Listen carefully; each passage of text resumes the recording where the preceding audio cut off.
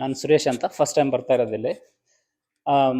ಭೈರಪ್ಪನವ್ರ ಬಗ್ಗೆ. ಸೊ ನಾನು ಚಿಕ್ಕವನಿದ್ದಾಗ ಓದ್ತಾ ಇರೋದು ನಾವು ಬಿಜಾಪುರಿಂದ. ಸೊ ಮೋಸ್ಟ್ಲಿ ಅನುವಾದಿತ ಕೃತಿಗಳನ್ನು ಓದ್ತಾ ಇರೋದು ಮೊದಲು. ಸೊ ನನಗೆ ಅತ್ಯಂತ ಪ್ರಿಯವಾದ ಲೇಖಕ ಎಂಡಮೂರಿ ವೀರೇಂದ್ರನಾಥ್ ಮತ್ತೆ ಯುದ್ಧನಪುಡಿ ಸುಲೋಚನಾ ರಾಣಿ. ಸೊ ಅವರಿಬ್ರು ತೆಲುಗು ಲೇಖಕರು. ಅವ್ರದ್ದು ಅನುವಾದ ಕನ್ನಡದಲ್ಲಿ ಆಗ್ತದೆ.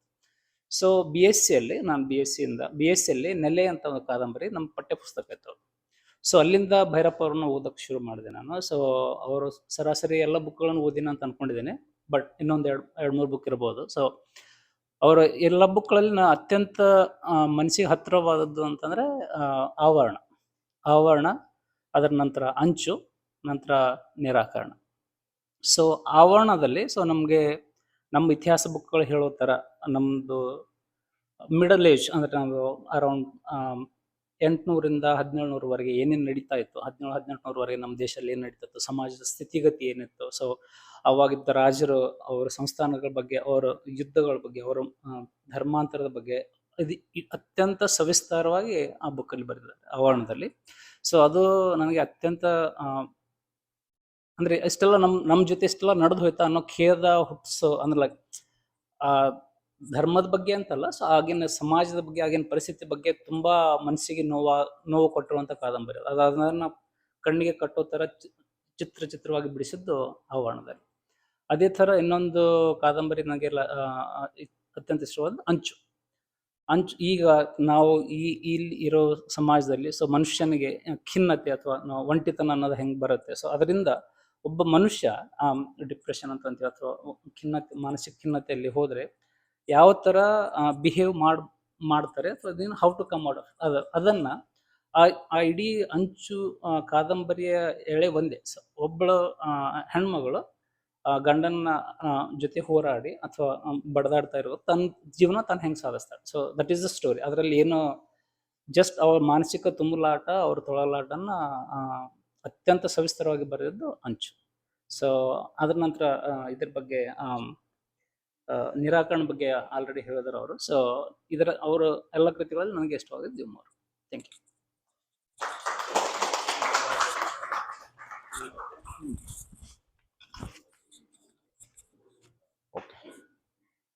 ಸೊ ನನಗೆ ನಾನು ಪುಸ್ತಕ ಅಂದ್ರೆ ಸಣ್ಣ ಸಣ್ಣ ಕಥೆ ಪುಸ್ತಕಗಳನ್ನ ಓದ್ತಾ ಇದ್ದೆ.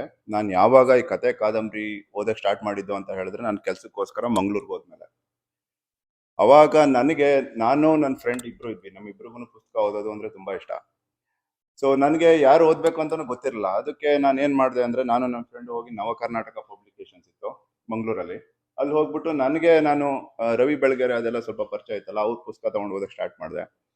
ಮತ್ತೆ ಶಿವರಾಮ್ ಕಾರಂತ್ ಅವ್ರದ್ದು ಪುಸ್ತಕ ಓದಕ್ಕೆ ಸ್ಟಾರ್ಟ್ ಮಾಡಿದೆ. ನನ್ನ ಫ್ರೆಂಡು ಅವ್ರಿಗೆ SLB ಅವ್ರಿಗೆ ಬಗ್ಗೆ ಗೊತ್ತಿದ್ರಿಂದ ಅವ್ರ ಪುಸ್ತಕ ತಗೊಂಡು ಬಂದು ಓದ್ತಾ ಇದ್ದ.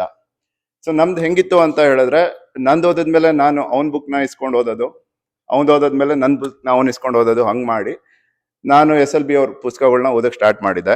ಅಂದ್ರೆ ಗೃಹಭಂಗ ಅಂತ ಇತ್ತಲ್ಲ, ಸಣ್ಣವನಿದ್ದಾಗ 8:30ಗೆ ಬರೋದು, ಶನಿವಾರನೋ ಏನೋ, ಆ ಟೈಮಲ್ಲಿ ಬಿಡ್ದಂಗೆ ನೋಡ್ತಾ ಇದ್ದೆ. ಹಂಗಾಗಿ ಸ್ವಲ್ಪ ಕನೆಕ್ಷನ್ ಇತ್ತು. ಆಮೇಲೆ ಹೋಗ್ತಾ ಇನ್ನು ಕೆಲವು ಪುಸ್ತಕಗಳನ್ನ ಓದಕ್ಕೆ ಸ್ಟಾರ್ಟ್ ಮಾಡಿದೆ.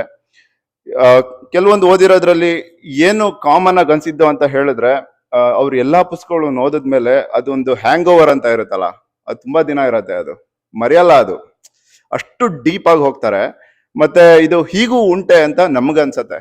ಈಗ ತಬ್ಬಲಿ ನೀನಾದೆ ಮಗನೇ, ಮೂರ್ ಜನರೇಷನ್ ಸ್ಟೋರಿ. ನನಗೆ ಜ್ಞಾಪಕ ಇರಂಗೆ ತಾತುಂಗೆ ಮತ್ತೆ ಮೊಮ್ಮಗಂಗೆ ಒಂದೇ ಹೆಸರಿಟ್ಟಿರ್ತಾರೆ. ನನ್ ಜ್ಞಾಪಕ ಕೆಂಪೇಗೌಡ ಅಂತನೋ ಏನೋ, ಕಾಳಿಂಗೇಗೌಡ. ಸೊ ಈ ತರ ಏನೋ ಹೆಸರಿಟ್ಟಿರ್ತಾರೆ. ಮತ್ತೆ ನಡೆಯುತ್ತೆ. ಆಮೇಲೆ ಅವನು ಫಾರಿನರ್ನೇನೋ ಮದ್ವೆ ಆಗಿ ಬರ್ತಾನೆ. ಅದೆಲ್ಲ ಓದಿರೋದಷ್ಟೇ. ಅದು ಎಷ್ಟು ತಲೆಯಲ್ಲಿ ಉಳ್ಕೊಳತ್ತೆ ಅಂದ್ರೆ ಯಾವತ್ತೂ ಮರೆಯಲ್ಲ. ಮತ್ತೆ ಇದು ಆವರಣ ಇರ್ಬೋದು. ಆವರಣ ಇರ್ಬೋದು. ನಾನ್ ಜಾಸ್ತಿ ಓದಿಲ್ಲ, 4-5 ಓದಿದ್ದೀನಿ. ಆವರಣ ಅನ್ನೋದು ಅಷ್ಟೇ. ಅವ್ರು ಹೇಳ್ದಂಗೆ ಅದು ಮಿಡಲ್ ಏಜ್ ಅಲ್ಲಿ ಏನೇನೆಲ್ಲ ಆಯ್ತು, ಈಗೂ ಆಗಿತ್ತಾ ಅಂತ ನಮ್ಗೆ ಗೊತ್ತಿರಲ್ಲ. ಆ ಪುಸ್ತಕ ಓದಿ ಕೊನೆಗೆ ರೆಫರೆನ್ಸಸ್ ನೋಡಿದ್ರೆ ಅದೇ 3-4 ಪೇಜ್ ಕೊಟ್ಟಿದ್ದಾರೆ. ಯಾರಾದ್ರೂ ನಂದನ್ನ ಫ್ಯಾಕ್ಟ್ ನ ಚಾಲೆಂಜ್ ಮಾಡೋದಿದ್ರೆ ನೋಡಿ, ಇಷ್ಟೆಲ್ಲ ಓದ್ಕೊಂಡ್ ಬಂದು ಚಾಲೆಂಜ್ ಮಾಡಿ ಅಂತ. ಅವ್ರು ಅಷ್ಟು ಕಾನ್ಫಿಡೆಂಟ್ ಆಗಿ ಬರ್ದಿರೋದದು. ಧರ್ಮಶ್ರೀ ಅದನ್ನು ಅಷ್ಟೇ. ಇದು ಅಮೆಝಾನ್ ಮ್ಯೂಸಿಕ್ ಅಲ್ಲಿ ಅದು ಫ್ರೀ ಆಡಿಯೋ ಬುಕ್ ಇದೆ. ಅದು ಅದನ್ನ ವಸಿಷ್ಠ ಸಿಂಹ ಓದಿರೋದು, ತುಂಬಾ ಚೆನ್ನಾಗಿ ಓದಿದ್ದಾರೆ. ನಾನು ಅದ್ರಲ್ಲಿ ಇತ್ತೀಚೆಗೆ ಕೇಳಿದ್ದು, ಮೋಸ್ಟ್ಲಿ ನಾನು ಲಾಸ್ಟ್ ಓದಿದ್ದು ಅದೇ ಅನ್ಸುತ್ತೆ ಅವ್ರದ್ದು. ಅಮೆಝಾನ್ ಆಡಿಬಲ್ ಹಾ. ಇನ್ಯಾವುದು, ಸೊ ಮೇಯ್ನ್ ಆಗಿ ನಾನು ಇವತ್ತು ಹೇಳಬೇಕು ಅಂತ ಅನ್ಕೊಂಡಿರೋ ಪುಸ್ತಕದ ಹೆಸರು, ಜಾಸ್ತಿ ಯಾರು ಅದ್ರ ಬಗ್ಗೆ ಮಾತಾಡಿಲ್ಲ, ಸೊ ಅದ್ರ ಬಗ್ಗೆ ನಾನು ಹೇಳ್ತೀನಿ. ಅದು ನನಗೆ ತುಂಬಾ ಇಷ್ಟ ಆಗಿದ್ದು. ಅದ್ರ ಹೆಸರು ದೂರ ಸರಿದರು ಅಂತ. ಯಾರಾದ್ರೂ ಓದಿದ್ದೀರಾ? ಅವ್ರಿಗೆ ಹೇಳಿದ್ದೆ, ಮುಗಿಸಿದ್ರಾ? ಅದು ನನಗೆ ತುಂಬಾ ದಿನ ಕಾಡಿತ್ತು, ಯಾಕಂದ್ರೆ it's A beautiful love story.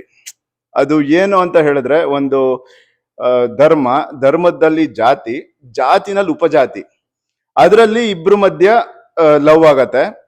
ಹುಡುಗಿ ಮನೆಯವರು ಸ್ವಲ್ಪ ಶ್ರೀಮಂತರು, ಹುಡುಗ ಬಡವ. ಅವರು ಮದ್ವೆ ಮಾಡ್ಕೊಡಲ್ಲ, ಶ್ರೀಮಂತ ಅಂತ ಬಡವ, ಅದಕ್ಕೆ ಅವ್ರದ್ದೇನೋ ಸ್ಟೇಟಸ್ ಸಿಂಬಲ್ ಏನೇನೋ ಇರುತ್ತಲ್ಲ, ಹಂಗಾಗಿ ಅವ್ರ ಮದ್ವೆ ಮಾಡ್ಕೊಡಲ್ಲ. ಅವ್ರಿಗೆ ತುಂಬಾ ಇಷ್ಟಪಟ್ಟಿರ್ತಾರೆ ಒಬ್ರನ್ನೊಬ್ರು. ಅವನು ಹುಡುಗ ಎಲ್ಲ ಹೋಗ್ಬಿಡ್ತಾನೆ, ಅವನು ಬೇರೆ ಊರಿಗೆ, ಅವನಿಗೆ ಕೆಲಸ ಸಿಗುತ್ತೆ, ಅವನು ಹೋಗ್ಬಿಡ್ತಾನೆ ಅಂತ. ಇವಳು ಮದ್ವೆ ಆಗಲ್ಲ, ನನಗೆ ಜ್ಞಾಪಕ ತುಂಬಾ ಹಿಂದೆ ಓದಿದ್ದು. ಹಂಗೆ ಒಬ್ಳೇ ಕೊರಗ್ತಾ ಇರ್ತಾಳೆ. ಅವನಿಗೆ ದೊಡ್ಡವನಾಗ್ತಾನೆ, ಮಗು ಆಗತ್ತೆ. ತುಂಬಾ ವರ್ಷ ಆದ್ಮೇಲೆ ಏನಕ್ಕೋ ಬರ್ತಾನೆ, ಕೆಲ್ಸಕ್ಕೋ ಏನೋ ಅಂತ ಬರ್ತಾನೆ.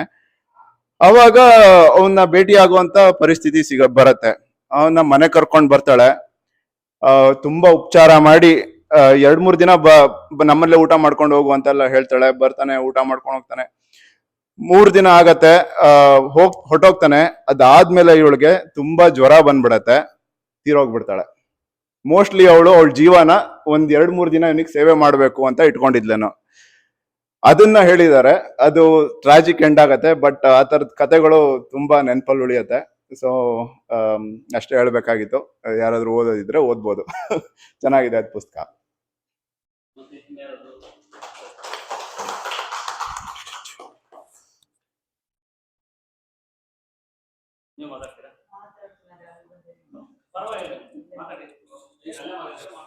ತಿರುಗಿಸ್ಬೇಡಿ, ನಾನು ನಿಮ್ಗಳಷ್ಟು ಪ್ರಿಪೇರ್ ಆಗಿ ಬಂದಿಲ್ಲ.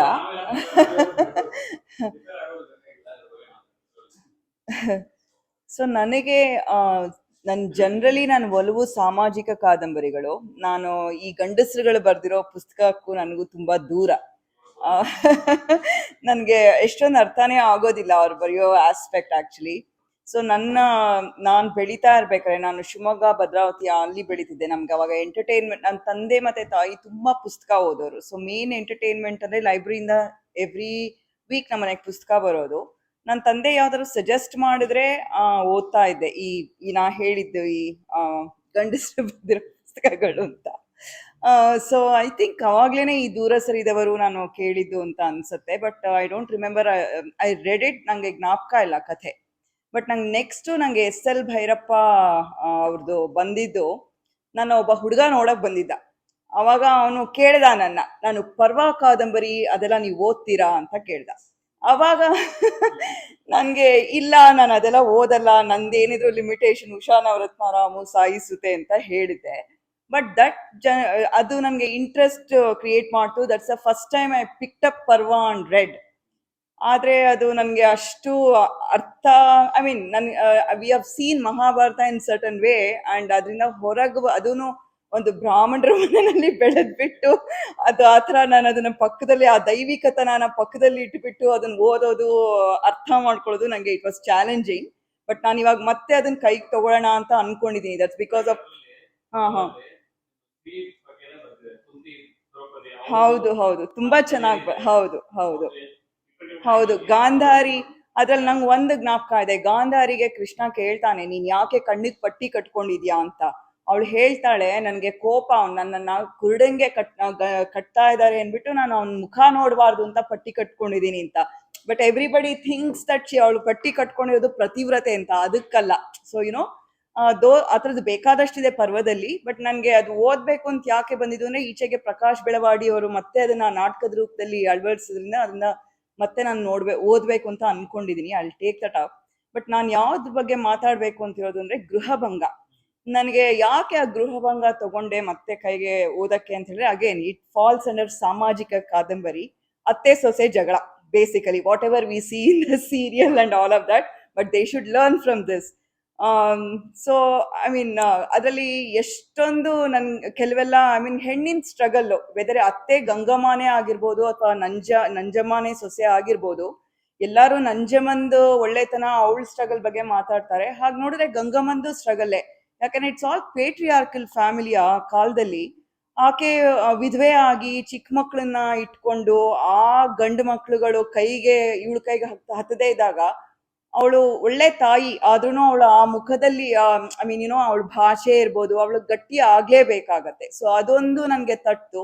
ಆಮೇಲೆ ದ ವೇ ನಂಜಮ್ಮ ಅಂತೂ it's ultimate character. But somewhere we start rooting for her. ಅವಳು ಬದುಕ್ಲಿ ಅಂತ ಕಣ್ಣಲ್ಲಿ ನೀರು ಬಂದಿಡತ್ತೆ ಆ ಟೈಮ್ನಲ್ಲಂತೂ. ಅವಳದು ಸ್ಟ್ರಗಲ್ ನೋಡಿದಾಗ, ಅದರಲ್ಲೂ ಗೃಹಭಂಗ ಅನ್ನೋ ಹೆಸರು ನಂಗೆ ಅಟ್ರಾಕ್ಟಿವ್ ಆಗಿ ಕಾಣಿಸ್ತು. ಯಾಕಂದ್ರೆ ಗೃಹಭಂಗ ಅನ್ನೋದು ಮನೆ ಹೊಡಿಯೋದು ಅನ್ನೋ ತರ ಆದ್ರೂ, ಇದು ಮನೆ ಹೊಡೆಯೋದು ಒಂದು ಒಳಗಿನ ಕಲಹ ಅದೊಂದೇ ಅಲ್ಲ, ಹೊರಗಿಂದು ಹೇಗೆ ಇನ್ಫ್ಲೂಯೆನ್ಸ್ ಮಾಡ್ಬೋದು ಅಂತ. Plague for example, when we are rooting that okay ಗಂಡ ಇವಳಿಗೆ ಸರಿ ಇಲ್ಲ, ಅತ್ತೆ ಸರಿ ಇಲ್ಲ, ಮನೆಯಲ್ಲಿ ಏನೂ ಸರಿ ಇಲ್ಲ, ಅಟ್ಲೀಸ್ಟ್ ಮಕ್ಕಳು ಒಳ್ಳೆಯವರಿದ್ದಾರೆ, ಅವ್ರು ಬೆಳೆದ ಕೈಗೆ ಬಂದಿದ್ದಾರೆ, ಎಲ್ಲೋ ಅದೊಂದು ಹಣ್ಣಾಗಿ ಅವಳಿಗೊಂದು ಫಲ ಸಿಗತ್ತೆ ಅಂದಾಗ ಪ್ಲೇಗ್ ಅನ್ನೋ ಮಾರಿ ಬಂದ್ಬಿಟ್ಟು ದ ಎಂಟೈರ್ ಫ್ಯಾಮಿಲಿನೇ ವೈಪ್ ಔಟ್ ಆಗೋಗತ್ತೆ.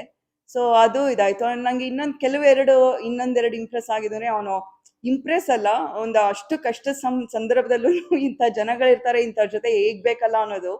ಅವಳ ಗಂಡ ಚೆನ್ನಿಗರಾಯ ಮಗಳ ಮದ್ವೆಗೆ ನನಗ್ ಪಂಚೆ ಕೊಡಿಸ್ಲಿಲ್ಲ, ಪಂಚೆ ಕೊಡಿಸ್ಲಿಲ್ಲ ಅಂತ ಮಕ್ಳ ತರ ಹಠ ಮಾಡೋದು, ಮದ್ವೆಗೆ ಬರಲ್ಲ, ತಂದೆ ಕರ್ತವ್ಯ ಅನ್ನೋದನ್ನೇ ಮರ್ತು ಮಾಡೋದು, ಎಷ್ಟು ದುರಾದೃಷ್ಟ ಮಕ್ಳದ್ದೇ ಆಗ್ಲಿ ಅವಳದೇ ಆಗ್ಲಿ ಅಂತ. ಅದ್ರ ಜೊತೆ ಅವಳು ಕೈ ಹಿಡಿಯೋ ಎಷ್ಟೋ ಜನರು ಆಗಿನ ಕಾಲದ ಸಮಾಜದಲ್ಲಿ, ಆ ಮಾದಯ್ಯ ಆಗಿರ್ಬೋದು ಅಥವಾ ಮೇಷ್ಟ್ರು ಹೆಂಡತಿ ಆಗಿರ್ಬೋದು. ಬಟ್ ಕೊನೆಗೆ ನಾನು ಅನ್ಕೊಳ್ಳೋದೇನಂದ್ರೆ, ಈಗ ಬರೋ ಸೀರಿಯಲ್ಗಳ ಅತ್ತೆ ಸೊಸೆ ಜಗಳದ ಸೀರಿಯಲ್ಗಳು ಇದರಿಂದ ಕಲ್ತ್ಕೊಂಡು ಏನಾದ್ರು ಒಳ್ಳೆ ಸೀರಿಯಲ್ಗಳು ಮಾಡ್ಬೋದಾ ಅನ್ಸುತ್ತೆ. I mean she tried her best to keep the family ಒಂದುಗೂಡ್ಸಿಡಕ್ಕೆ. ಇವಂದು ಅದು ಗೃಹಭಂಗ ಅನ್ನೋದಾದ್ರೂ she tried her best and ಅವಳು ವಿನ್ ಆಗ್ಬೇಕಿತ್ತು ಅಂತ ಅನ್ಸುತ್ತೆ. ಆ ವಿಷಾದದೊಂದಿಗೆ ಒಂಥರ ಅದು ಉಳಿದು ಬಿಡತ್ತೆ ಫಾರ್ ಅ ಲಾಂಗ್ ಟೈಮ್. ತುಂಬಾ ಹೌದು ಹೌದು, ಕರೆಕ್ಟ್ ಕರೆಕ್ಟ್ ಕರೆಕ್ಟ್ ಕರೆಕ್ಟ್. ನಾನೀಗ ಭಿತ್ತಿ ಓದ್ಬೇಕು ಅನ್ಕೊಂಡಿದ್ದು ಅದೇ ರೀಸನ್ಗೋಸ್ಕರ. ಅವ್ರದ್ದು ಒಂದು ಇಂಟರ್ವ್ಯೂ ನೋಡಿದೆ, ಅವ್ರದ್ದು ಶೇಷಾದ್ರಿ ಅವ್ರು ಮಾಡಿರೋದು ಡಾಕ್ಯುಮೆಂಟ್ರಿ ಅನ್ಸುತ್ತೆ. ಅದ್ರಲ್ಲಿ ಅವ್ರು ಹೇಳ್ತಾರೆ, ನನ್ನ ಸೋದರ ಮಾವ ನನ್ನ ಹೊಡಿತಿದ್ದ ತುಂಬಾ. ಒಂದ್ 5ನೇ ವರ್ಷಕ್ಕೋ 6ನೇ ವರ್ಷಕ್ಕೋ ನಂಗೆ ಎಲ್ಲಿಂದ ಧೈರ್ಯ ಬಂತೋ ಗೊತ್ತಿಲ್ಲ, ಅವನ್ಗೆ ಹೊಡಿಯಕ್ ನಾನ್ ಕೈ ಎತ್ತಿದೆ ಅಂತ ಹೇಳ್ಬಿಟ್ಟು. ಸೊ ಅದೆಲ್ಲ ಬಿತ್ತಿ ಅವ್ರದೇ ಆಟೋಬಯೋಗ್ರಫಿ ಅಂತ ಹೇಳ್ಬಿಟ್ಟು I picked up to read that. ನನಗೆ ಸ್ವಲ್ಪ ಈಚೆಗೆ ತುಂಬಾ ಫೋಕಸ್ಡ್ ಆಗಿ ಓದೋದೆಲ್ಲ ನಂಗೆ ಇಷ್ಟ ಆಗಲ್ಲ. I just limit myself to travel walks or ಈ ತರ ಆಟೋಬಯೋಗ್ರಫಿ ಅಷ್ಟೇ. I've lost my patience to read ಬೇರೆ ಥರದ್ದು ಇದೆಲ್ಲಾನು ಈಗ. So thank you.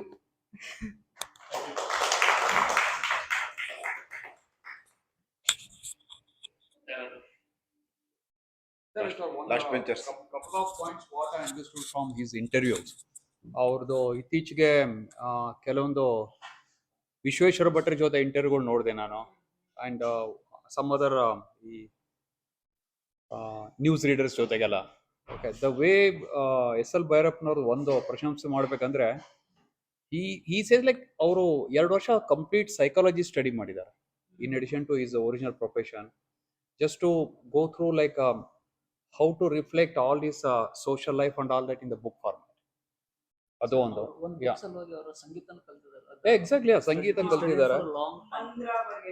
ಸ್ಪೆಷಲಿ ಪರ್ವ, ಆಮೇಲೆ ಕಾದಂಬರಿ ಬರೆಯೋದಕ್ಕೆ, ಈ ಪರ್ವ ಬರೆಯೋದಕ್ಕೆ ಅವರು ಹಸ್ತಿನಾಪುರ, ದ್ವಾರಕಾ ಅಂಡ್ ಕುರುಕ್ಷೇತ್ರ ಒಂದ್ಸರ ಅಲ್ಲ, ಮಲ್ಟಿಪಲ್ ಟೈಮ್ಸ್ ಹೋಗಿ ಅಲ್ಲಿ ಇದ್ಬಿಟ್ಟು ಸ್ಟಡಿ ಮಾಡಿ, ಇವನ್ ಕೆಲವು ಗ್ರಾಮಗಳು ಇವನ್ ಬಿಹಾರದಲ್ಲಿ ಕೂಡ. He says he studied so much of value so that he can put that in all these books.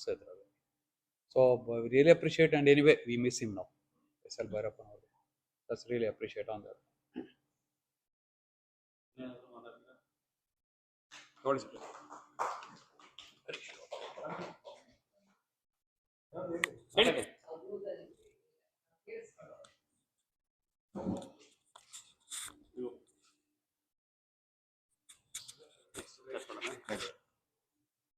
Okay, so ಅಲ್ಲ ಅರೇಂಜ್ ಪರ್ವ ಬುಕ್ ಇಲ್ಲ, ಇಂಡಿಯಾದ ತರಿಸ್ಬೇಕು. ಇದೆಯಾ ನಿಮ್ಮ ಹತ್ರ? ಇದು ರೆಡಿ ಮಾಡಿ